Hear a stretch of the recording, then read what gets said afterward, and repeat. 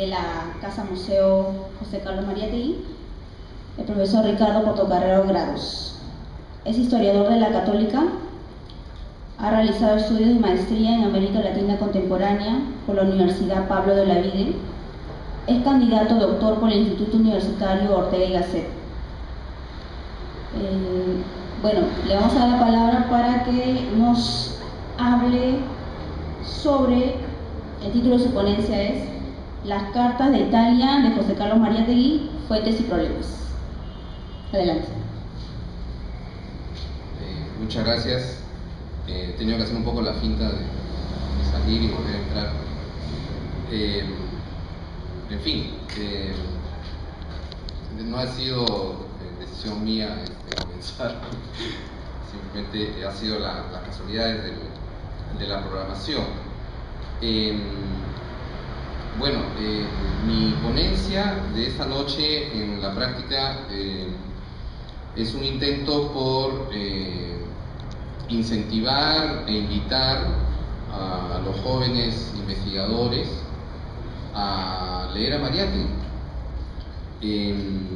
No digo releer porque generalmente hay varias obras de José Carlos Mariátegui que constantemente se leen y se releen, como los 7 ensayos de interpretación de la realidad peruana o ideología y política, sino más bien a invitarlos a leer los otros textos, los tomitos y los textos que generalmente no se leen, no se estudian, no se analizan, ¿no?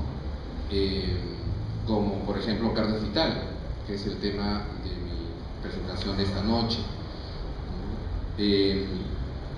Y bueno, ¿por qué Cartas de Italia? Porque además de este importante coloquio que se realiza esta semana, como parte de las actividades de la Casa Museo José Carlos Mariátegui, de tratar de realizar un simposio anual dedicado a la Mauta, estamos organizando un simposio para conmemorar los 90 años en los cuales Mariátegui retornó al Perú luego de 2 años y 7 meses de experiencia en Europa.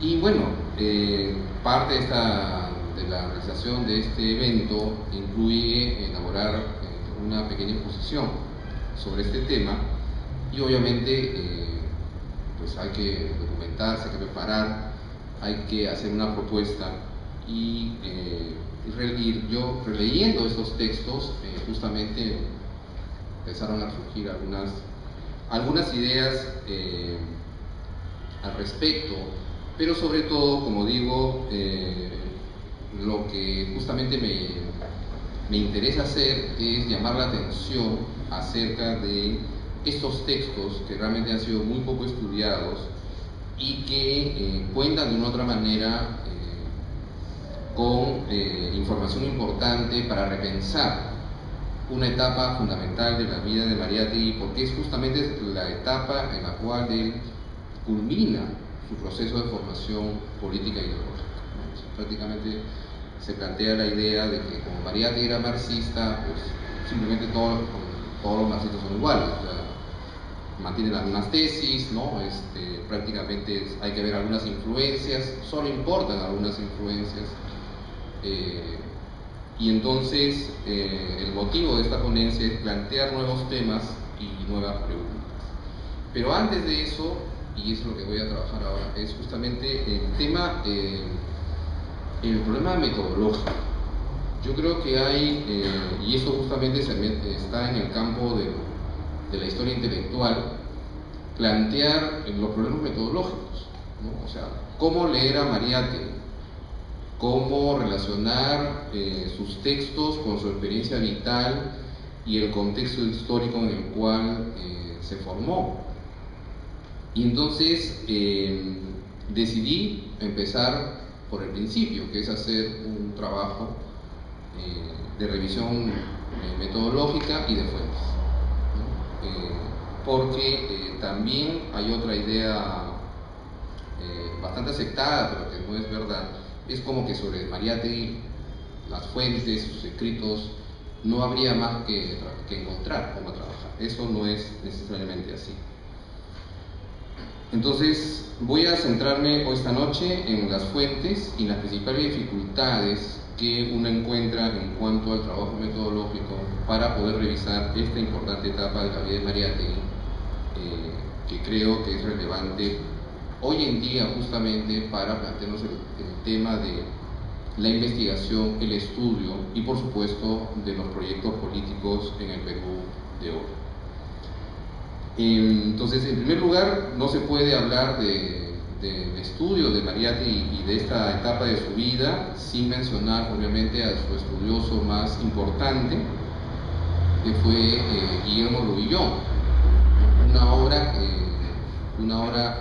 que es muy conocida y que todavía es posible encontrar fácilmente en las librerías de Viejo. Es su famosa bibliografía de José Carlos Mariátegui, que consistió en un trabajo bibliográfico y documental de aproximadamente 12 años, en los cuales fue recopilando, revisando en bibliotecas y archivos, colecciones de periódicos y documentos, ¿no?, que le permitió fichar, ¿no es cierto?, varios miles de materiales de Mariátegui o sobre Mariátegui, que permitían justamente hacer de esta obra una consulta insorrellable.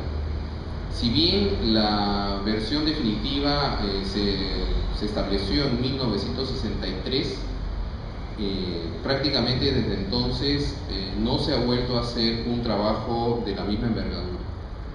Y esa es la razón por la cual, a pesar del tiempo transcurrido, sigue siendo pues de consulta indispensable.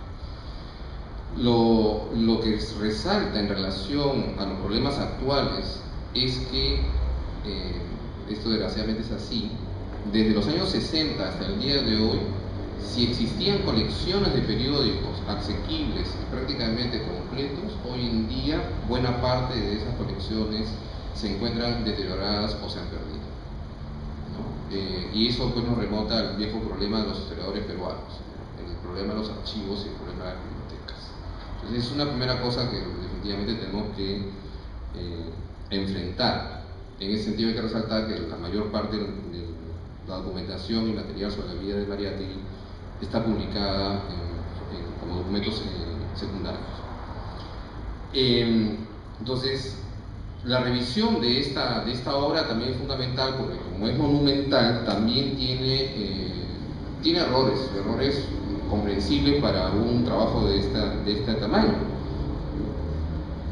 Y le dedica una sección especial, tiene una sección especial justamente a estos años de investigación y de trabajo de Mariátegui en Europa.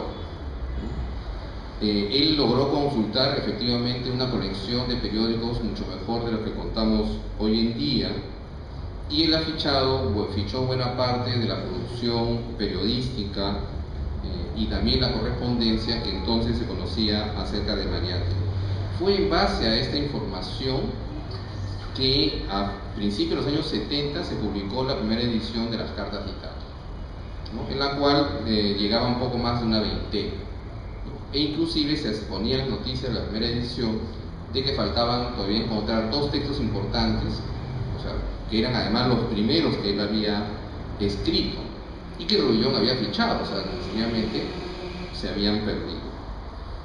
Para la 11ª edición, que se hizo en el año 91, después de previo a la celebración al centenario de nacimiento de Mariátegui, se logró incorporar no solamente esos dos artículos faltantes, sino que aparecieron 4 más. Y además se dio la noticia de que se tenía un álbum de fotos que había pertenecido a la madre de Mariátegui, donde ella había recortado y pegado los artículos de su hijo, y particularmente los artículos de su denominada Edad de Piedra. Aunque Mariátegui había renegado de esta etapa de su vida y le había ordenado a su madre quemar dicho álbum, esta no lo hizo. Y eso es lo que nos ha permitido que hoy podamos contar en la práctica con casi 40 artículos que no han sido estudiados en su conjunto.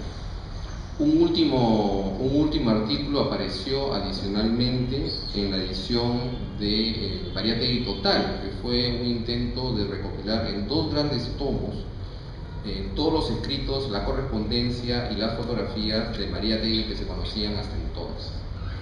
El principal problema con esta edición de Mariátegui Total es el costo, lo cual lo hace prácticamente inaccesible para los jóvenes investigadores. Y porque en segundo lugar no se ha corregido los errores que se encuentran en general en la colección de las obras completas de Mariátegui, conformado por 20 volúmenes. Entonces, en la práctica se hizo una reimpresión incorporando nuevo material, pero no se ha realizado hasta el día de hoy realmente una edición realmente crítica acerca de los escritos de Mariátegui. Prácticamente se sigue reproduciendo con los mismos criterios editoriales en los cuales fueron elaborados entre fines de los años 50 y principios de los años 70, es decir, que han pasado aproximadamente 40 años sin que se haga una edición revisada. La segunda razón que también involucra interesarse por este periodo es que, a pesar de ello, sabemos inclusive de la existencia de por lo menos un artículo más que hasta ahora no ha sido encontrado y que se llama Humo Blanco Habemus Papam. Mariátegui, como es sabido, estuvo en Roma en el año 20 en la elección del nuevo pontífice, parece que cae a pelo con el año, y Ruillón cita este artículo, o sea, él lo leyó, hace una reseña en su bibliografía, pero ese artículo hasta ahora no ha sido encontrado en ninguna de las colecciones existentes en las bibliotecas, al menos de Lima. Entonces, un complemento a las cartas de Italia de Mariátegui es otro tomito que de otra manera llena algunos vacíos, porque al tratar prácticamente el mismo periodo, pero que fueron escritos y expuestos en Lima posteriormente, no se lo puede considerar pues prácticamente como parte de su experiencia europea, o sea, son a posteriori. Una cosa es escribir en el mismo lugar, ¿no?, en el mismo momento que están ocurriendo las cosas, ¿no?, que es estrictamente lo que es la producción periodística, y otra cosa es escribir especialmente para poder dar un ciclo de conferencias, las famosas conferencias sobre la crisis mundial que José Carlos Mariátegui dictó en Lima y en Vitarte entre junio de 1923 y enero del año 24 en las famosas Universidades Populares González Prada. Inclusive este mismo tomo no incorpora todavía 4 conferencias que encontramos justamente entre los documentos de Ana Quiape al momento de trasladar su biblioteca a esta casa, y que fueron publicados en 1989 en el Anuario Mariáteguiano. Entonces, la principal dificultad, pues, la primera gran dificultad es de contar con una colección completa, y en segundo lugar con una edición crítica que tiene que realizarse. Otro material importante que también proviene del mismo Ruillón, y aquí ya entramos a lo que son las investigaciones realizadas por estudiosos, se encuentra la famosa biografía del mismo Ruillón, como decía, que se llama La creación heroica de José Carlos Mariátegui, que fue publicada en 2 tomos, uno de ellos póstumo. Aquí el capítulo clave de esta obra es el capítulo 1 del tomo 2, los años de aprendizaje en Europa, 1919 y 1923. Y este capítulo es bastante importante, primero porque reconstruye el recorrido que Mariátegui realizó por Europa. Es verdad que la mayor parte del tiempo residió en Italia, pero también es sabido que entre fines del año 22 y principios del año 23 recorrió diversos países de Europa del Este y Europa Central. También porque en esta obra se presenta el recorrido de Mariátegui en el contexto de los acontecimientos de posguerra, y además porque de otra manera plantea algunas pistas a trabajar acerca de su formación intelectual y política.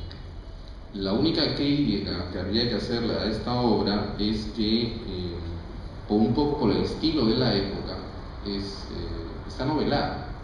En buena parte se reconstruyen diálogos y situaciones que no están refrendados necesariamente por los propios testimonios de los decenas de personas que le escribieron a Rubillón para narrándole, ¿no?, este periplo de José Carlos Mariátegui.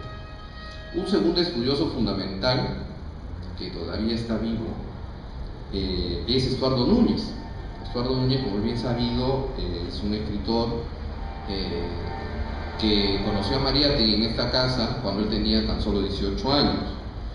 Él ha escrito un importante trabajo que es La experiencia europea de Mariátegui, y que no solamente también hace una revisión del recorrido que Mariátegui realizó en los diversos países de Europa, sino que hace un estudio de historia cultural, en el sentido de que empieza primero a trabajar en la influencia de la cultura italiana en el Perú, y particularmente en Mariátegui, inclusive desde antes de su partida de Europa, con lo cual ya nos está dando ciertas pistas, pues, de que Mariátegui no iba a Italia, ¿no?, prácticamente sin saber nada de ella, sino que de otra manera, al parecer, estos conocimientos previos habrían influido en su decisión de viajar particularmente a Italia cuando el gobierno de Almería le ofreció el cargo de agente de propaganda en Europa. Entonces, el otro elemento importante que también se resalta en la obra de Estuardo Núñez es justamente los otros peruanos que también contemporáneamente estuvieron en Europa y que conocieron a Mariátegui, lo cual nos permite ubicar, pues, en el contexto no solo la presencia de Mariátegui en Italia, no solamente por la beca o la deportación, sino en el sentido que en esta época todavía era tremendamente importante para consolidar la formación intelectual y política de un intelectual peruano, era hacer este viaje de consolidación, ¿no? Estuardo Núñez además resalta, cosa que ya han hecho otros escritores, la estrecha relación que existía entre Mariátegui y su gran amigo Abraham Valdelomar, ¿no?, quien había estado también durante 8 meses en Roma durante el gobierno de Guillermo Billinghus, y que también escribió unos artículos conocidos como las Crónicas de Roma, que estaban dirigidos al diario La Nación y que se publicaron en Lima entre agosto del año 13 y enero de 1914. Un tercer autor, quizás este es clave justamente para la formación ideológica de Mariátegui, es Henry Banda, un investigador norteamericano que actualmente acaba de publicar hace muy poco una nueva antología en inglés de la Mauta en los Estados Unidos, y que publicó en Lima un ensayo en 1975 denominado Las influencias ideológicas de José Carlos Mariátegui, en la cual estudia la biblioteca democrática. No voy a andar mucho en la historia de esta biblioteca, pero esta fue vendida a la Universidad de San Marcos a la muerte de Mariátegui como una manera de poder paliar la grave situación económica en la cual quedaban su viuda, Ana Quiape, y sus 4 hijos. Entonces, Henry Banden logró consultar estos libros. No solamente nos hizo un importante listado, sino que además analizó las influencias de Mariátegui, autor por autor y país por país. Y prácticamente este libro no ha vuelto a ser utilizado o ha sido citado muy poco, ¿no? Entonces, lo resaltante de este trabajo de Banden es que no solamente demuestra que la mayoría de los libros que formaban parte de la biblioteca de Mariátegui habían sido adquiridos en Europa o hechos traer desde Europa, sino que además había una importante presencia de autores no marxistas. O sea, además de los clásicos textos de Bukharin, Lenin, Gorbachev y otros, inclusive Trotsky, ¿no? Había otras obras como la monumental obra de Oswald Spengler acerca de la crisis de Occidente. Entonces, gracias a este trabajo de Banden, pues podemos saber cuáles fueron los libros y cuáles fueron, pues, de otra manera, las lecturas de Mariátegui. Otro material fundamental es su correspondencia. Actualmente se conocen una treintena de cartas que corresponden a este periodo y que se encuentran en su mayor parte en la primera edición de su correspondencia, que se publicó en 1984. Sin embargo, desde entonces, miren cuántos años pasan, pues, sin que se hayan hecho nuevas ediciones revisadas y críticas, han aparecido un conjunto de cartas y algunas de ellas corresponden a este periodo, ¿no? Particularmente la publicación de la correspondencia de Mariátegui realizada por Jesús Cabel recientemente, y que no se encuentran ni en su correspondencia ni tampoco en el Mariátegui total, ¿no? Entonces, es este también un material que no ha sido consultado o no ha sido analizado con detalle para comprender esta etapa de Mariátegui. Después también hay un par de archivos que están pendientes de revisión. Se conoce material que se encuentra en estos archivos, pero por diversas razones no han podido ser consultadas a profundidad. La primera de ellas es el archivo del Ministerio de Relaciones Exteriores, donde se sabe que existen aproximadamente 20 documentos provenientes de la legación peruana en Roma y en Génova, y que tienen que ver justamente con el trabajo que Mariátegui realizaba como agente de propaganda del gobierno peruano. Un adelanto de esta investigación lo ha realizado el señor Nelson Vázquez Juárez en un libro que se titula Las sombras de Mariátegui, el primer caviar de la historia, que tiene, aporta por lo menos información, a pesar de que obviamente los criterios metodológicos son bastante discutibles. Sin embargo, nos da una importante información acerca de no solamente la contratación, sino las dificultades que Mariátegui tuvo que atravesar en Europa debido a la falta de regularidad con el gobierno de Leguía. El otro archivo que sabemos que existe es el archivo de cartas de la primera esposa de José Carlos Mariátegui, Victoria Ferrer, con la cual tuvo una hija, Gloria Mariátegui Ferrer. Es poco mencionado, pero es bien conocido que Mariátegui tuvo una hija y que Mariátegui, desde que tuvo noticia de su nacimiento hasta su muerte, se ocupó de ella. Esto ha sido mostrado a través de artículos de su nieta, Cecilia Ferrer Mariátegui, en la cual justamente reseña y menciona esta correspondencia, ¿no?, que no va a ser publicada hasta que Gloria fallezca. O sea, hay la intención de la familia de que estas cartas no sean publicadas íntegramente hasta que su hija, la hija de la Mauta, nos deje. Eso es más o menos en cuanto al problema de las fuentes, ¿no? Y algunos problemas metodológicos de trabajar con estas fuentes. No se puede ya solamente consultarlas, citarlas, sino que hay que cruzarlas. Creo que ese es un problema fundamental.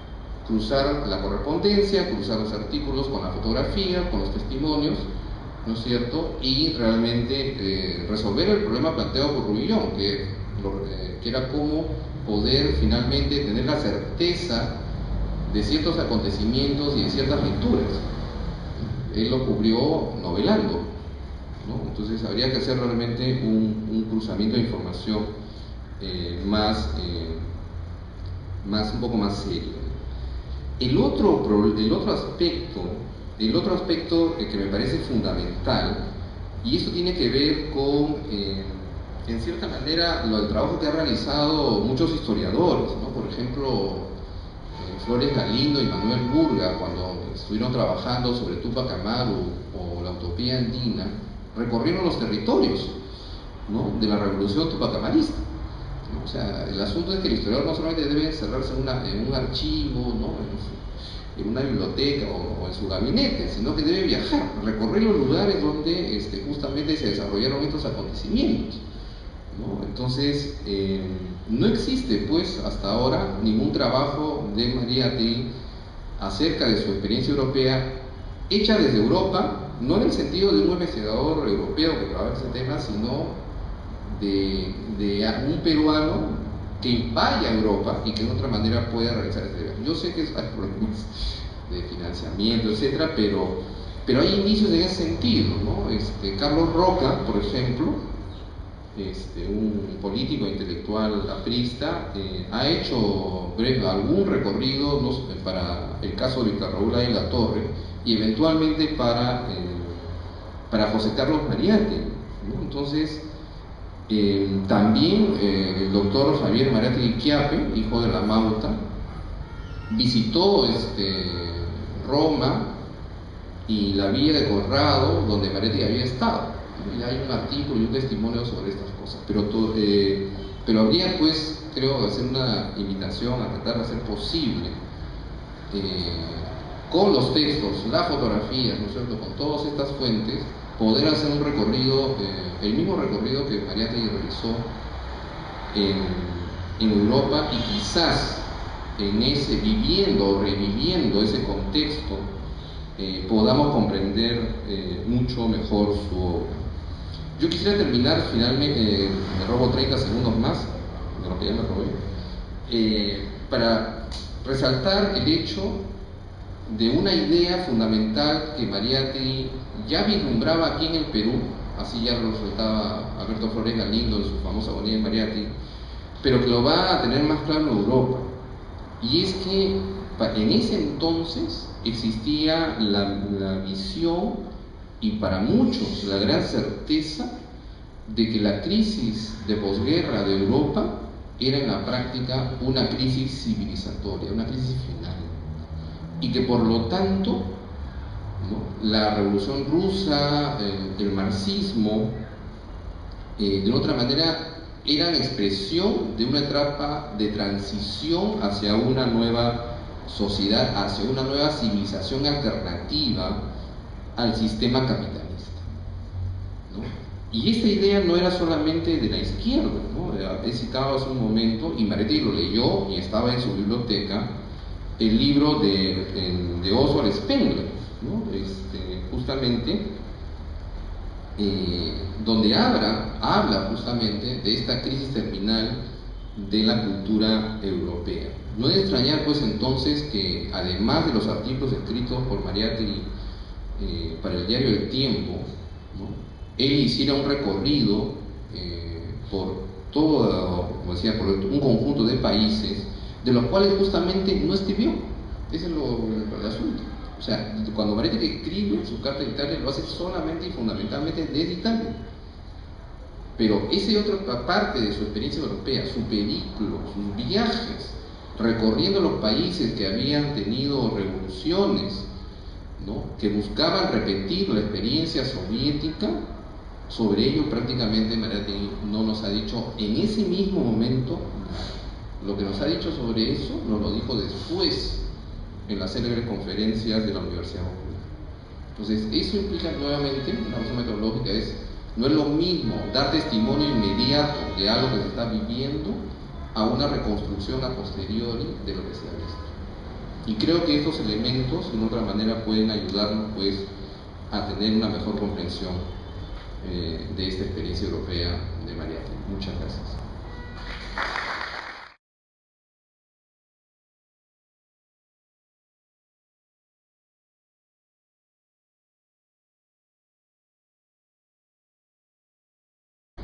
se realiza esta semana, como parte de las actividades de la Casa del Museo José Carlos Mariátegui, de tratar de realizar un simposio anual dedicado a la Mauta, estamos organizando un simposio para conmemorar los 90 años en los cuales Mariátegui retornó al Perú luego de 2 años y 7 meses de experiencia en Europa. Y bueno, parte de la realización de este evento incluye elaborar una pequeña exposición sobre este tema.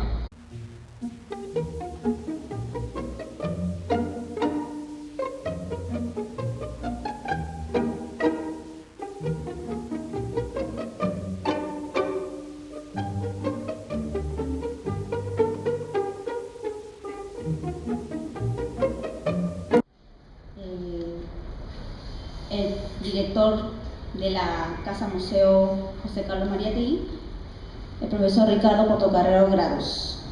Es historiador de la Católica, ha realizado estudios de maestría en América Latina contemporánea. Constantemente se leen y se releen, como los 7 ensayos de interpretación de la realidad peruana o ideología y política, sino más bien a invitarlos a leer los otros textos, los tomitos y los textos que generalmente no se leen, no se estudian, no se analizan, ¿no?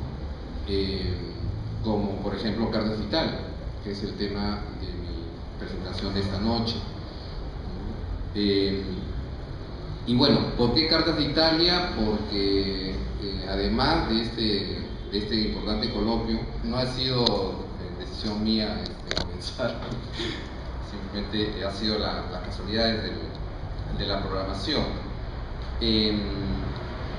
Bueno, mi ponencia de esta noche en la práctica es un intento por incentivar e invitar a los jóvenes investigadores a leer a Mariátegui.